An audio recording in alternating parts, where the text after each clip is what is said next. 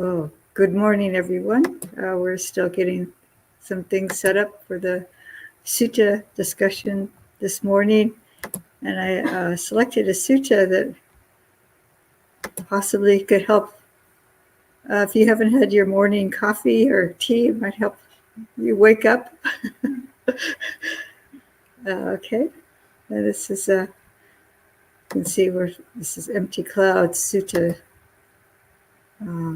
Did you say it's discussion or reading? And we're getting a screen share up to see. Sorry, this is different than what I'm used to. There's something with this computer. Something with this computer. So the sutta is called the Vipers, and it's in the Connected Discourses or Linked Discourses, if you are a Sutta Central fan, of the Buddha, the Samyutta Nikaya, and it's in Salayatana, the Six Sense Bases, a chapter on the Six Sense Bases. And this is kind of a dramatic simile that the Buddha presented.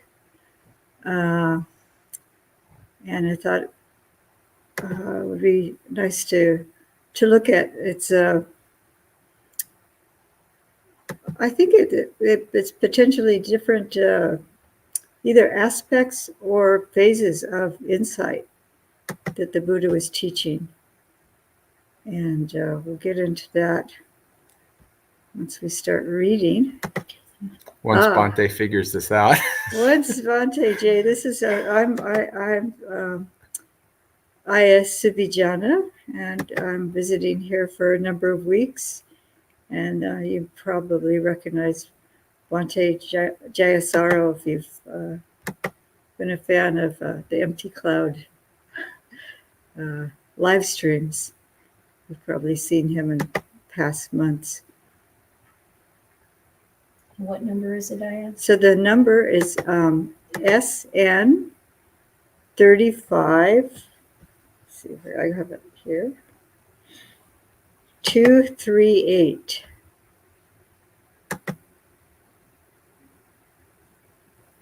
I don't know that we're going to be able to do this because it's not recognizing tabs. Okay, so I guess what I'll do is I'll just start reading. If you have your own hard copy of the sutta, or you have access to the internet and you can get into Sutta Central, then you can read along. Otherwise, you can just listen to it like you might listen to the morning news or something like that. But anyway, I'll start reading. So this is called The Simile of the Vipers. And the Buddha is addressing the bhikkhus, and I'll try to use some gender inclusive terms because this is really addressed to everyone. So he says bhikkhus, bhikkhunis, samaneris, samaneras, upasikas. Suppose there were 4 vipers of fierce heat and deadly venom, and a person would come along wanting to live, not wanting to die, desiring happiness and averse to suffering. They would tell the person, this is good man, so it's going to be challenging. I'll have to, a good one. These 4 vipers are of fierce heat and deadly venom. From time to time, they must be lifted up. From time to time, they must be bathed. From time to time, they must be fed. From time to time, they must be laid to rest. But if one or another of these vipers ever become angry with you, then, good person, you will meet death or deadly suffering. Do whatever must be done, good one. Then everyone, afraid of the 4 vipers of fierce heat and deadly venom, that person would flee in one direction or another. Then they would tell him, "Good person, 5 murderous enemies are pursuing you," thinking, "Wherever we see him, we'll take his life right on the spot. Do whatever must be done, good one." Then bhikkhus and everyone, afraid of the 4 vipers of fierce heat and deadly venom, and of the 5 murderous enemies, that man would flee in one direction or another. They would tell him, "Good person, a 6th murderer, an intimate companion, is pursuing you with drawn sword, thinking, wherever I see him, I will cut off his head right on the spot. Do whatever has to be done, good person." Then bhikkhus and everyone else, afraid of the 4 vipers of fierce heat and deadly venom, and the 5 murderous enemies, and of the 6th murderer, the intimate companion, with drawn sword, that person would flee in one direction or another. Then they would see an empty village. Whatever house they enter is void, deserted, empty. Whatever pot they take hold of is void, hollow, empty.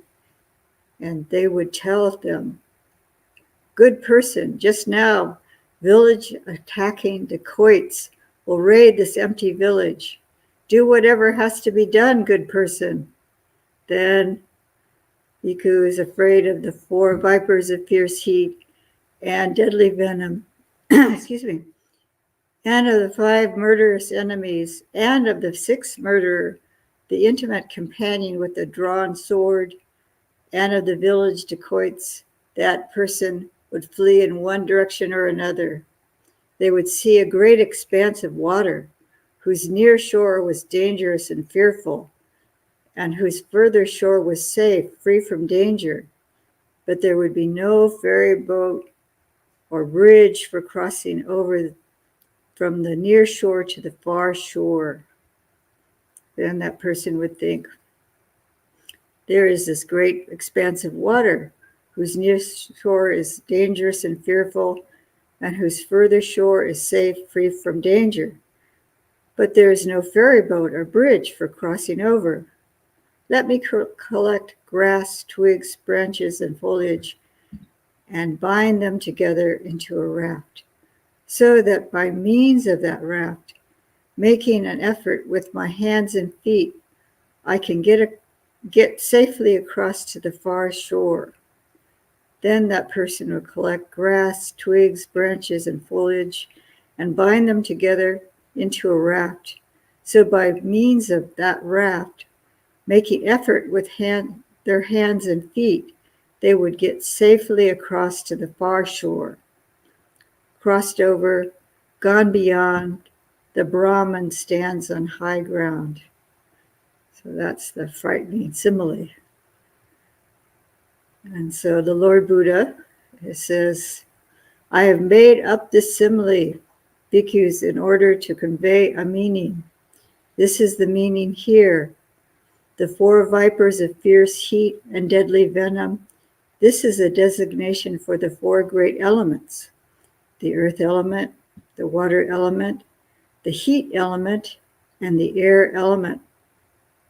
The 5 murderous enemies, this is a designation for the 5 aggregates subject to clinging, that is, the material form aggregate subject to clinging, the feeling aggregate subject to clinging, the perception aggregate subject to clinging, the volitional formation aggregate subject to clinging, the consciousness aggregate subject to clinging.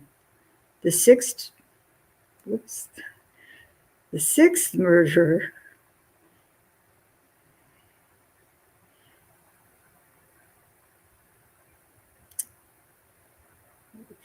this is slipped around on me somehow.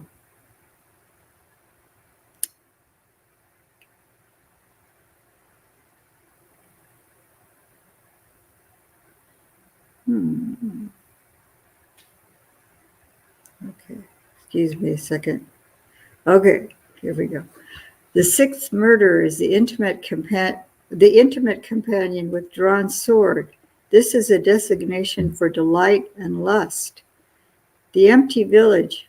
This is a designation for the six internal sense bases. If bhikkhus, a wise, competent, intelligent person examines them by way of eye, they appear void, hollow, empty. If they examine them by way of ear and all the other sense bases, ear, nose, tongue, body, by way of mind, they appear to be void, hollow, empty. Village attacking dacoits. This is a designation for the six internal sense bases. The eye, bhikkhus, is attacked by agreeable and disagreeable forms. The ear by sounds, nose, tongue, body. The mind is attacked by agreeable and disagreeable mental phenomena. So this is a consciousness internally being attacked by the sense contact. The great expanse of water is a designation for the four floods: the flood of sensuality, the flood of existence, the flood of views, and the flood of ignorance. The near shore, which is dangerous and fearful, is a designation for identity. The further shore, which is safe, free from danger, this is a designation for nibbana. The raft, this is a designation for the Noble Eightfold Path. That is right view, and so on to right concentration. So right view, right intention, right speech, right action, right livelihood, right effort, right mindfulness, and right. A lot of people object to the translation of concentration. Stillness. It's samadhi anyway. There's no really good translation for that. Making effort with hands and feet. This is a designation for the arousing of energy. Crossed over, gone beyond, the Brahman stands on high ground. This is the designation for the Arahant. So I'm going to go up to where he starts saying what these similes represent and talk a little bit about it, and then I'll open it up for questions and comments. And I might just, excuse me, I'm just going to take a sip of water. Oh, thank you.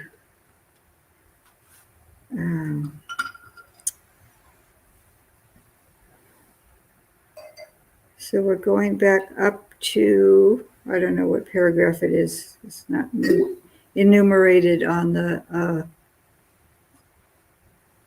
translation in the Sutta Central, the electronic. Okay. So when the Lord Buddha starts saying, I have made up this simile, this is after he's gone through the whole drama of this person fleeing in one direction or another from all these dangers. And the first thing that occurred to me is he says, they will tell you. Like, who is telling him this? Who is telling this person this? And then when I was on retreat, I said, "Oh, of course, your teachers are. This is the teaching of the Lord Buddha, and the teachers are explaining this to us." So it really struck me that the simile of the vipers, because you have to pick them up, and you have to bathe them, and you have to feed them, and this is our four physical, the four great elements is what composes the body. So this is what we have to do for our own bodies, or if anyone's cared for somebody who's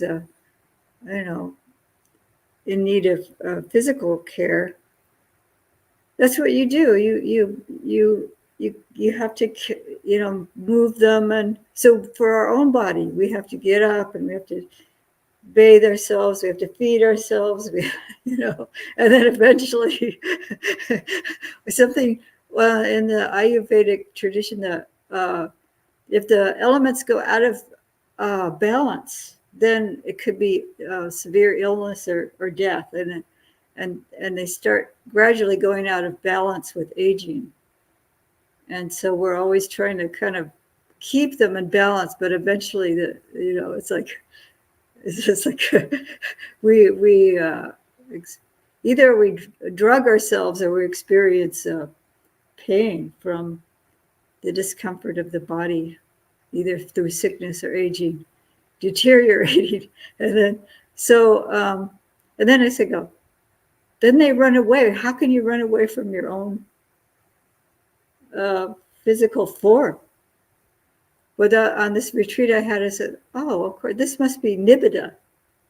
This is we can't like physically run away from reality, but this is like the desire, the disenchantment, or it's sometimes translated as disgust. I don't know if anyone has a better way of translating nibbida, but being disenchanted, I think that's one of the translations. But so then this okay, I can't rely on this physical form. There's things coming in. There's mostly good mornings and such. So this physical form, it may be the first thing you really see as suffering, or see as impermanent, and you see it at a deeper level, especially if you started working with the 4-element contemplation, then you can, the impermanence becomes more and more directly experienced at a deeper level than just, we all know we're going to die, but a lot of us are, I think most of humanity is in denial, like it's going to happen 20 years from now. I don't have to worry about it, whatever it is, unless we have a terminal illness. And then a lot of people with the terminal illness, their whole rest of their life, they're trying to figure out how to extend their life, how to avoid death. So the understanding of the impermanence of the body through the 4 elements. This is what was just striking me, because first time I read it, I was really touched by it somewhere deeply. But as you go over suttas again and again, and as your meditation deepens, a lot of times the suttas will strike your heart and mind in a different manner. So then the 5 murderous enemies being the 5 khandas, or the 5 aggregates. So maybe you'd start out with the 4-element contemplation. This is what I'm thinking, that this sutta may be directing the monastics to, that first you start out with the 4 elements, and then you start contemplating the 5 aggregates. And so you've already looked at the form aggregate but then you start looking at maybe the more individual khandas, or maybe as a group, but you start seeing them as impermanent, suffering, and hopefully non-self. But sometimes you start out with, this is a classic insight. Contemplation is that you take one of those characteristics and go really deep with it. So maybe with the suffering, the dukkha, or the impermanence, which the murderous enemies would be the fact that, all of it's impermanent. You can't cling to any of the 5 aggregates as it's all going to somehow end. It's just having a beginning, it has an end. So, and some teachers recommend really focusing on the khandhas in order to enter the stream. If you can really break through, really seeing the non-self or any of the three characteristics, if you get a real strong breakthrough, then the other ones will be available. You'll be able to see that really clearly too. So, and then the sixth murderer being an intimate companion with a drawn sword. So this delight and lust that it's indicating, this is what draws us back into samsara. This is what keeps us in samsara. There's still this idea that things are pleasurable, things are, people take refuge in delighting in things. And so it kind of tricks us. There is some gratification in this realm of existence. And so we keep trying to seek that piece of reality. It's there, and it just keeps us pulling us. But there was some parable about somebody who was an assassin, and they were really kind to the person and serving them and doing all these kind of things and then trick them into thinking that they were trustworthy, and then they were able to come into their private chamber because they had the other person that the person wanted to assassinate started to trust the assassin unwittingly. So this is what the explanation of this, that we get tricked, we get fooled by this. That's why it's an intimate companion, because this is what we want to hang on to still. Okay, so then the empty village. This is quite. I can just see somebody coming into a village, and they're like seeking something, some sustenance, something to sustain them, and they go in. There's no one else there, and all the pots of food and stores are empty. You're just like looking around for something substantial. And this is the sense spaces. We're trying to find something of substance in the senses, but it's not there. If we really look closely, it's empty. It's void. It's what else was it? Empty and void. Empty village. Okay. Void, hollow, empty. So then you examine. If you're starting to examine the sense spaces really closely, you can start getting a sense of that or see that. And that this may even be pointing to anatta, the non-self, because a lot of times the consciousness experience of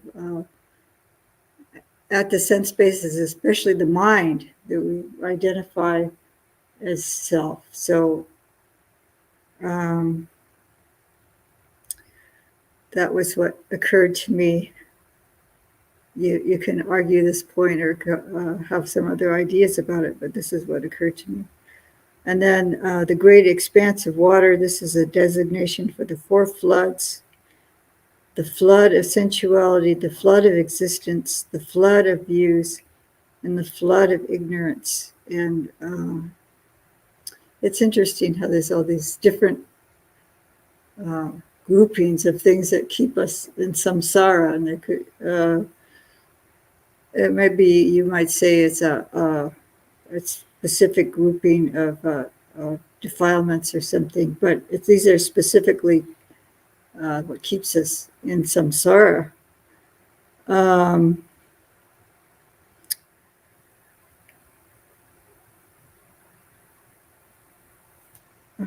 We can look at this more if we want to discuss this more. I'll keep going until we get to the end, and then I'll leave it for discussion. And the near shore, which is dangerous and fearful, this is a designation for identity. It seemed like it's just getting deeper and deeper into like stages of insight to me. There's still some kind of, at the Anagami, there's this conceit of I am. It's very subtle. So that, I don't have the Pali in front of me, but anyway, the identity, some really deep-seated identity may still be lingering. And the further shore, which is safe, free from danger, is a designation for Nibbana. So then the person can see, they may have entered the stream or they may be anagami. So they may be able to see the further shore, but they're not there yet. So this is what's interesting. This is the raft is the designation for the Noble Eightfold Path. So I think that they've been working with the Noble Eightfold Path in order to be doing this kind of inquiry, but it may be it's the mundane path, and they're starting to enter into the super mundane path. So their view is getting more consistently straight with this insight practice. So then they're constructing their own raft to cross the floods, and that's the Noble Eightfold Path. So they keep perfecting the path factors, and then they're able to, with the effort of the hands and feet. This is a designation for arousing of energy. So maybe this is the final push to get across. Crossed over, gone beyond, the Brahman stands on high ground. This is a designation for the Arahant. Oh, sadhu. So I will open this up for questions and discussion. I have a special guest here. I'm putting you on the spot. I don't know if you want to say anything. It's very nice to be here with you. Do we? The mic is where? Can you hear out there? It's probably picking you up. Okay. I think the microphone's strong enough You to could pick you up from there. Do you want to come over? Do you have something you'd like to say? You could come over. Well, We're both bhikkhunis. We can kind of hang out here. You can share a futon. We are old friends, by the way. When we were long ago living near Abhayagiri, we were lay women, and we were very determined to become nuns. And here we are, yes. bhikkhunis. Yeah, that was a long time ago. Yeah, not just, well, I should say that there's so many different forms that women can take, but we wanted to help reestablish the order, the bhikkhuni order. So here we are. Here we are. So Who'd have thought?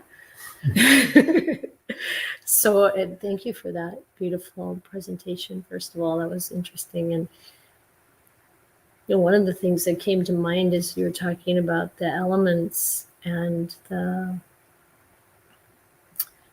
fear of them. Is like it's become so clear on the external level. I was thinking the external level first. It's like we live out in the forest in the Santa Cruz Mountains, and the first year we got there, we were evacuated because of the fire, a huge fire very close by.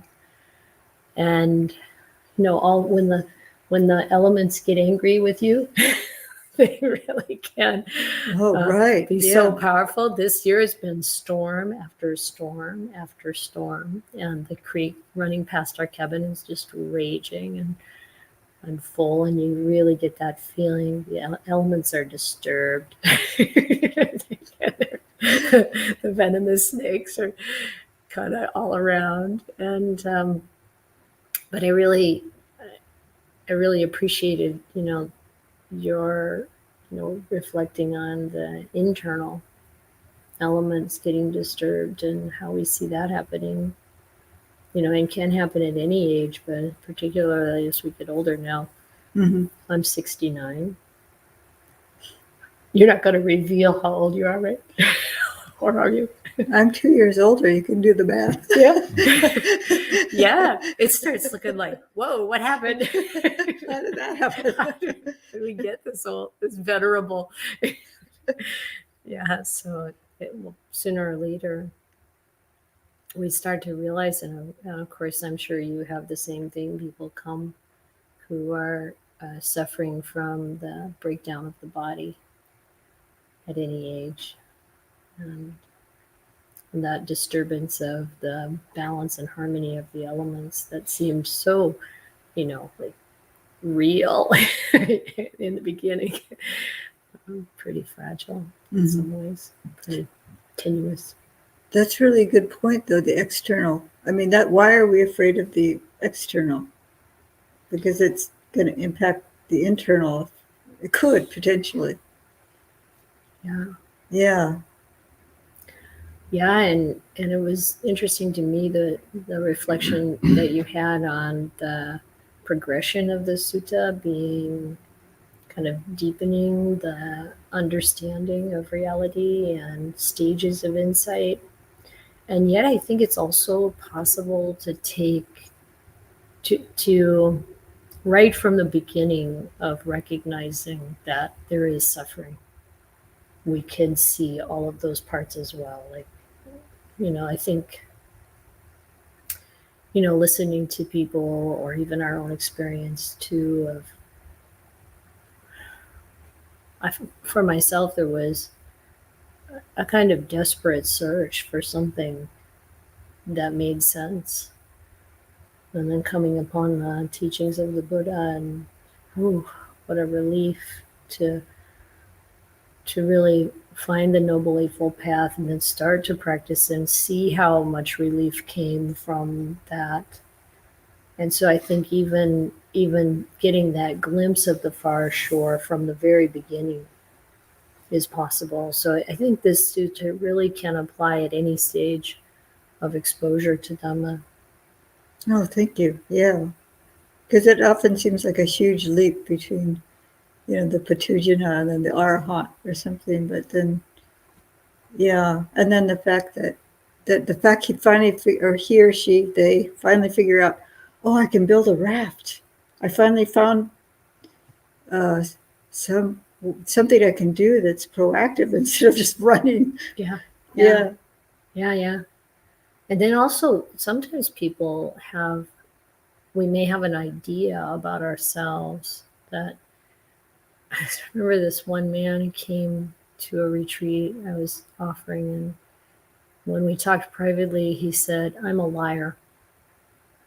I've always been a liar from the time I was a child. I'm a liar. What do I do? I said, stop thinking of yourself as a liar. Say, first of all, you don't have to identify with this. Yeah. It doesn't matter how that got started. Usually, I said, it's when we're children, we lie because we're afraid of getting punished, and so you don't have to own this identity. Pick up the precepts and really catch yourself every time you want to lie, or catch yourself if you've lied, and then make the determination. And you know how it works. You all know how it works.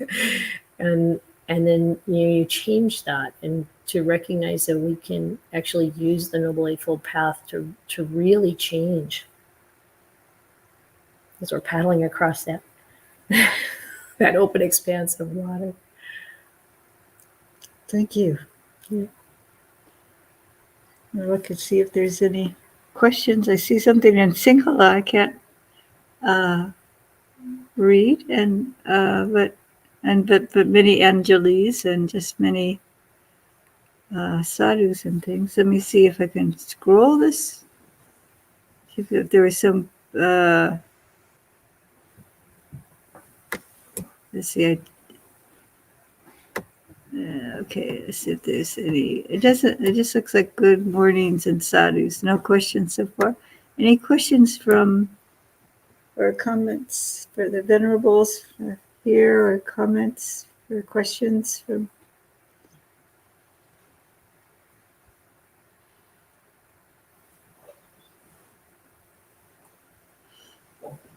Do you have there's just some complimentary words and sadhus and anjalis is what I see. Someone says, this chat is lovely to hear, especially as a female layperson. May you be peaceful and happy and well. So this is Kit Harridan, but there's no questions so far. Questions, comments? Anyone doing the 4 elements contemplations or 5 aggregate contemplations or?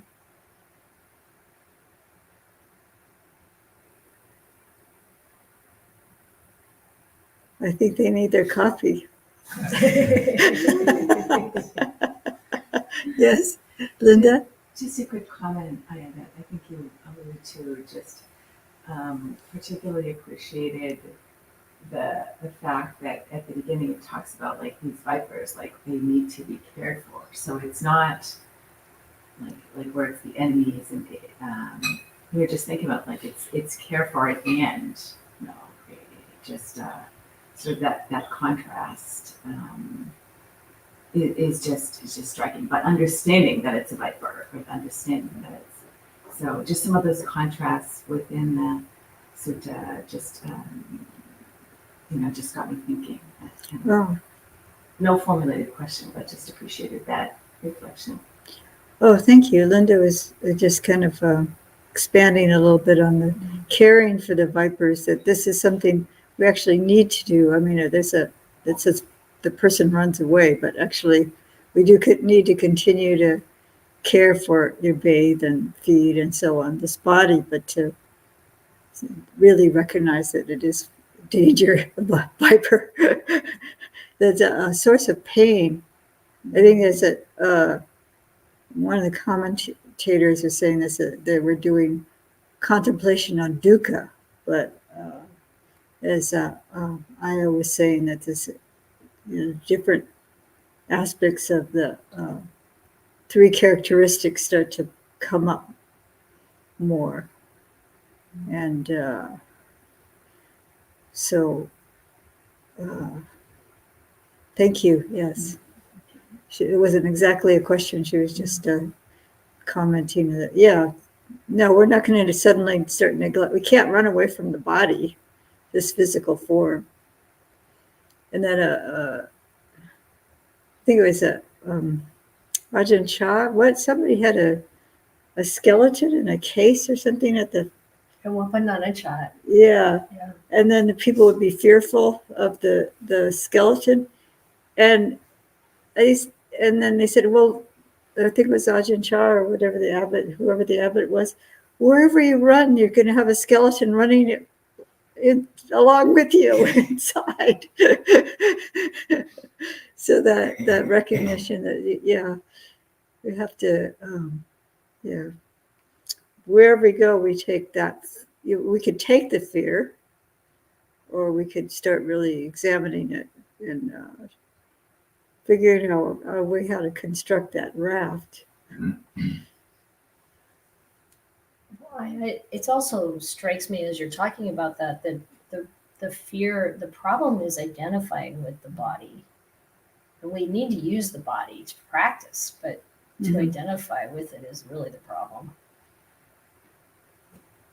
Yeah. Yeah. Or just also being at peace with the fact that, that's the nature of the body is impermanent. The nature of the body is discomfort and pain.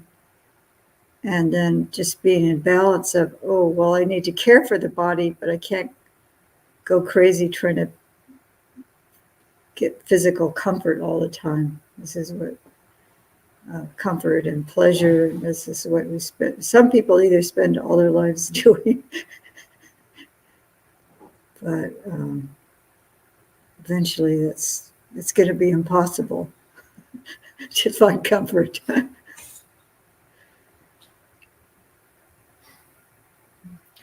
Aya, would you say a little bit more about the, I can't remember which part it was, but it was really the asavas, the underlying, oh yeah, the floods, the Yeah, underlying tendencies.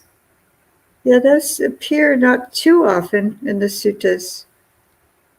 I don't know, Bhante Bodhi uh, described them as these are defilements that keep us submerged in samsara, but it's a little bit different grouping.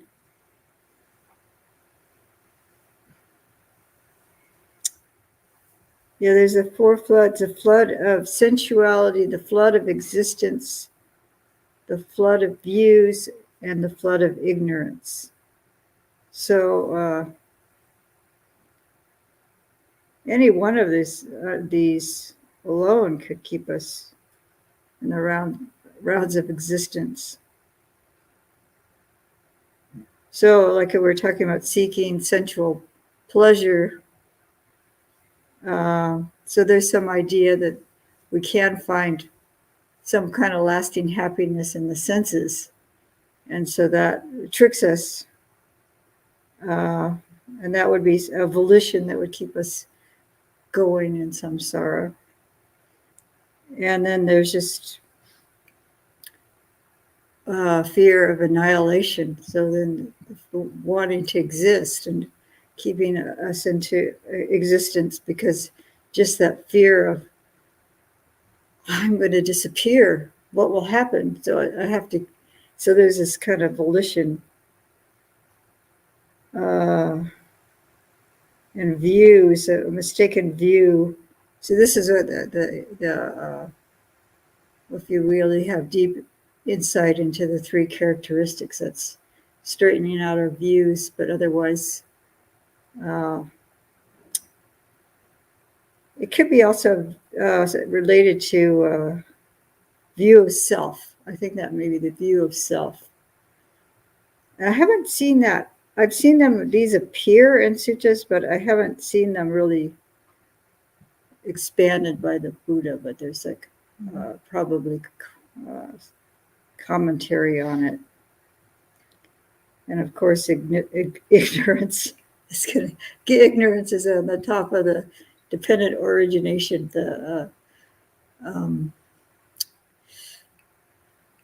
So a mistaken view of self, and let's see, ignorance. I think that's probably the deepest aspect of ignorance, is a view of self. Someone might have some other ideas about these. We're familiar with these. What keeps us in samsara?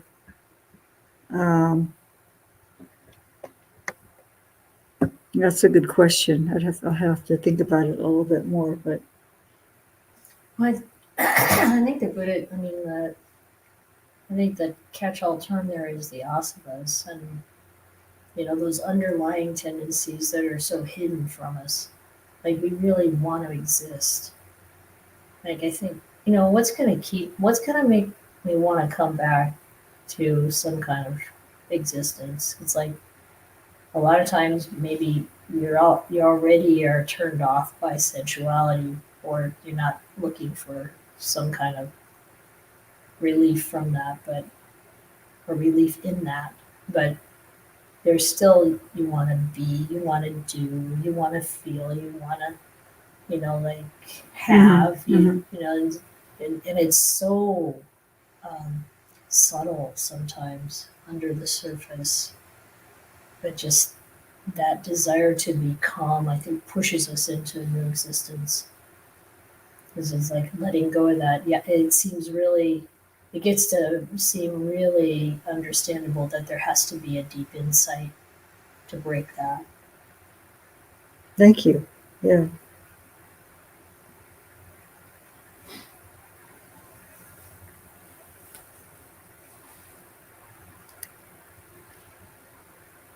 I'm seeing I don't know if these are Japanese characters or I don't know. I can't read the characters. Someone is said something in a script that I can't discern. So thank you for making a comment. I don't know what it is. And another Anjali.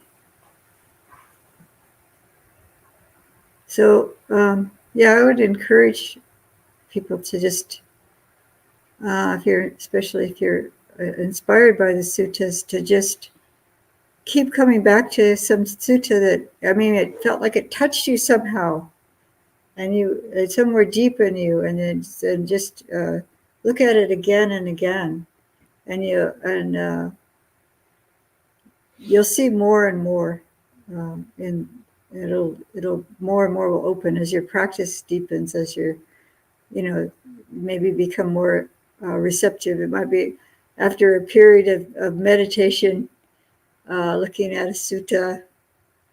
And sometimes I'm on retreat and I'll have the Samyutta Nikaya and I'll just open it up to something. It'll just like, whoa, this is pretty amazing. I never noticed that before.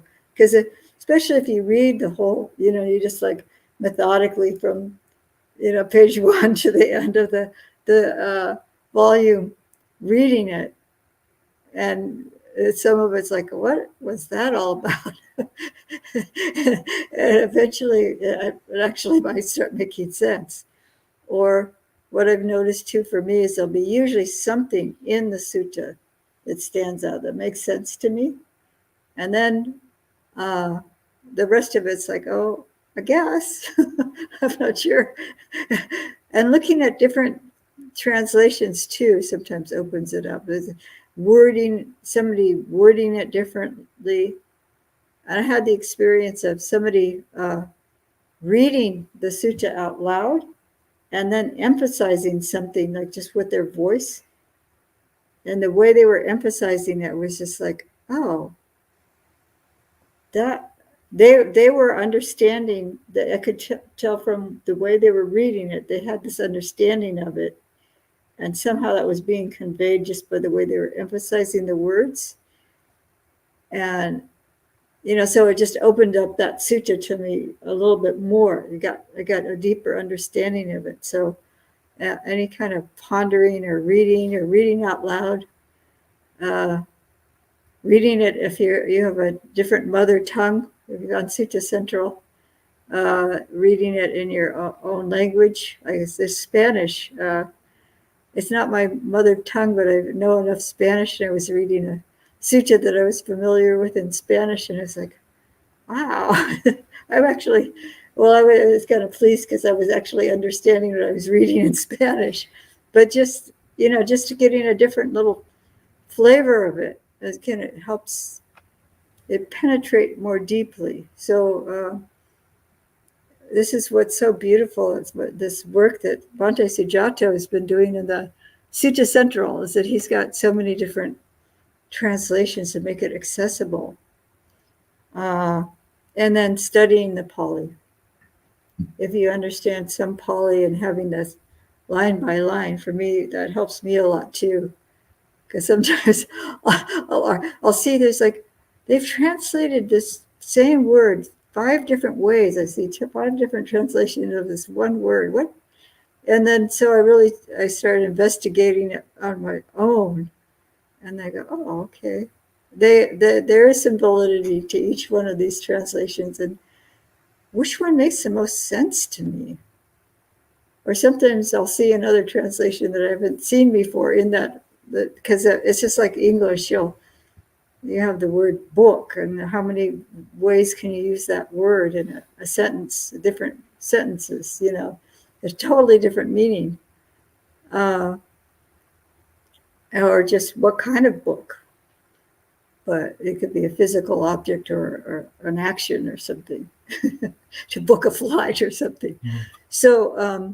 So this is how Pali is. There's all these different nuances and actual meanings. And this is where the older translations, sometimes if they don't really understand what the purpose of the teachings are, you know, if they're coming from a different religious orientation or just not understanding at all what the Buddha is trying to point us to, then I trust mostly when the monastics or somebody who's a practitioner is translating. So we may get used to a certain translation, but then when we see another one, we might it might open up some doors, or it might challenge us, challenge our understanding. So that's my commentary and encouragement.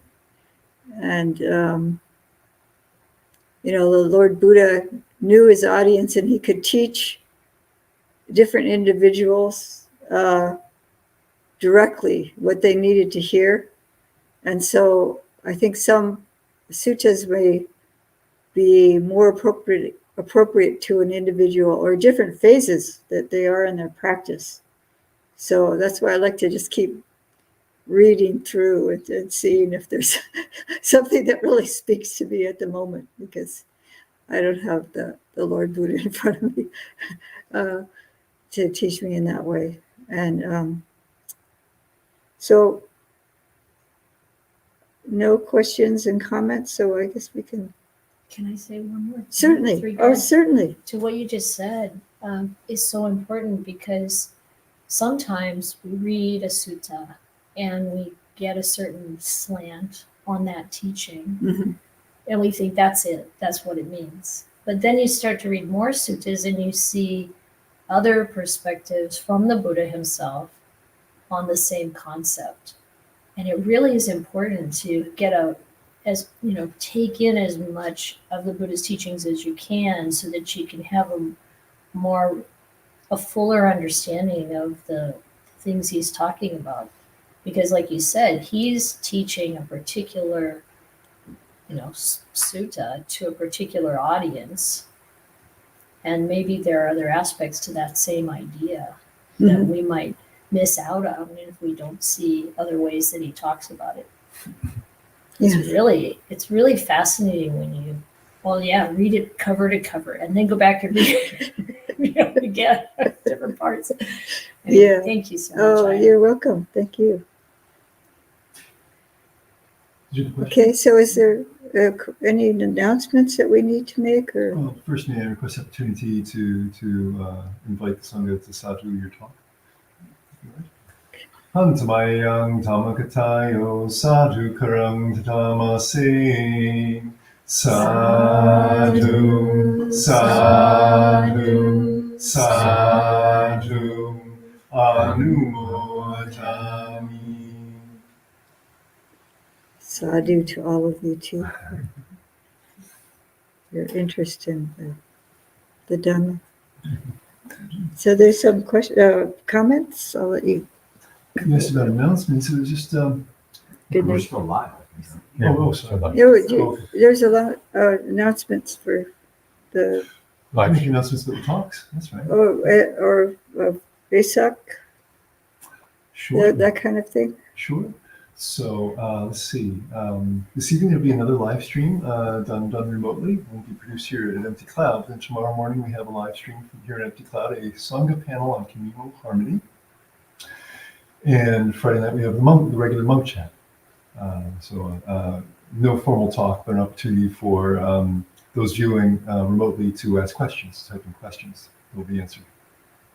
Saturday we have the weekly Dhamma session from 6 to 7:30 in the evening here at Empty Cloud. It's not, it's an in-person only event. And then on Sunday we have the Wesak celebration. We'll have a little bit of a program in the morning with a food offering and probably a short talk, perhaps a precept ceremony as well. And then in the afternoon from 1 to 4, the full Wesak ceremony with a circumambulation and more talks and chanting. We're going to chant the Dhammacakka Sutta. So it should be quite an event.